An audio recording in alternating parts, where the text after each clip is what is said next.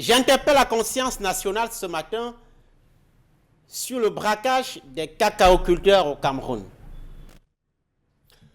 Pendant la campagne cacaoyère 2020-2021, le Cameroun a produit 292 000 tonnes de fèves de cacao.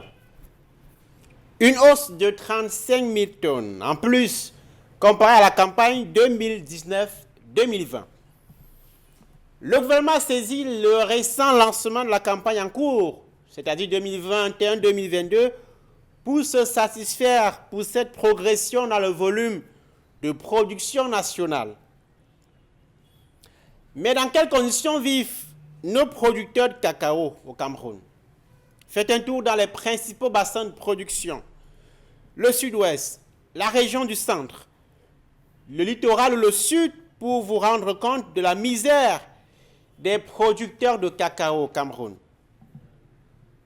Dans un environnement où l'agriculture, de façon générale, est presque abandonnée, les cultivateurs de cacao se battent comme ils peuvent pendant la campagne.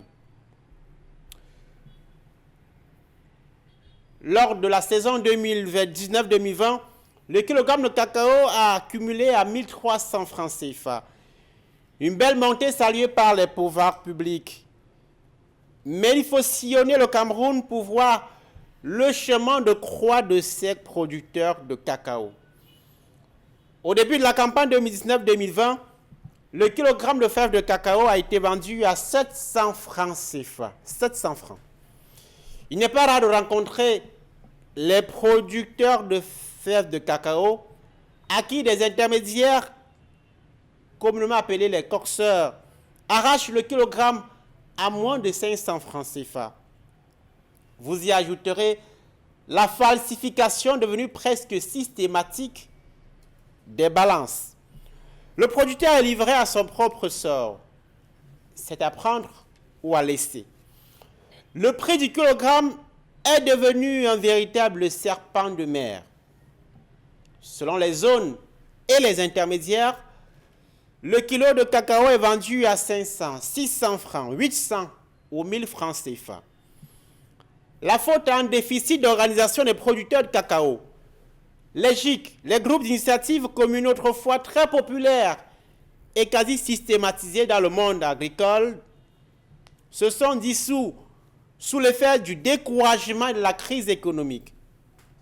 L'autre facteur, c'est l'abandon de la régulation du marché.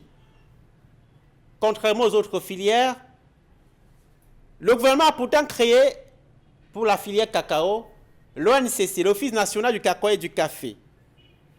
C'est cet office qui a la mission de stimuler la qualité du cacao, mais surtout assurer la discipline du marché, c'est-à-dire le respect des prix notamment.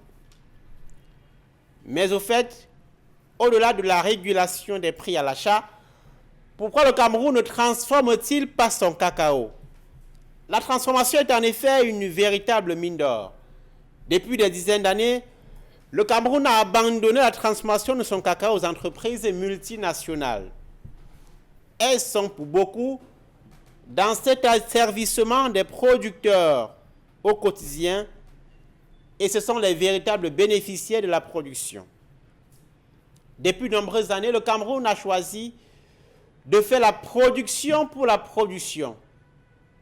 La transformation locale par des entreprises locales est dérisoire et ce sont les multinationales pour l'essentiel qui broient le cacao national, qui transforment et qui exportent à plus de 80-90% de nos fèves de cacao pour pouvoir le payer en devises, pour enrichir le pays, au détriment d'un système esclavagiste, néocolonial, un peu comme à l'époque, où les parents produisaient essentiellement du cacao, du café pour le colon blanc à l'époque. Aujourd'hui, les colons noirs sont au pouvoir.